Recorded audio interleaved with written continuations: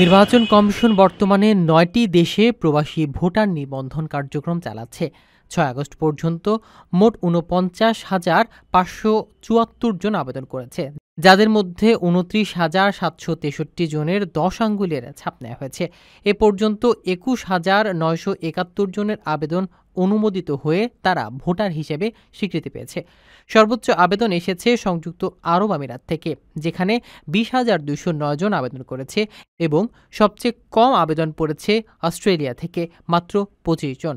আবেদন বাতিল হয়েছে ৩,৯৩৭ জনের, যার মধ্যে ২,১৬৯টি বাতিল হয়েছে আমিরাত থেকে।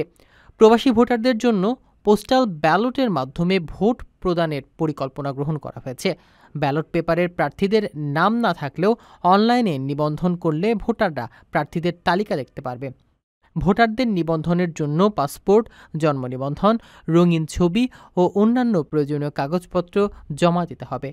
আগামী জাতীয় নির্বাচনে প্রবাসীরা সীমিত পরিসরে হলেও ভোটদানের সুযোগ পাবেন, এবং এর জন্য নির্বাচন কমিশন পররাষ্ট্র মন্ত্রণালয় সহ বিভিন্ন সংস্থার সঙ্গে সমন্বয় করছে। প্রবাসী ভোটার কার্যক্রম সম্প্রসারণে নতুন দেশগুলোতেও তাদের কার্যক্রম শুরু হবে। প্রিয় প্রবাসী, আপনার নিরাপদ ভবিষ্যতের জন্য অর্ধেক দামে আজই ফ্ল্যাট বুকিং করুন। ঢাকায় প্রবাসী সিটি দিচ্ছে সীমিত সময়ের স্পেশাল অফার। জমি ও ফ্ল্যাট একসাথে। যোগাযোগ করুন স্ক্রিনে দেওয়া নাম্বারে।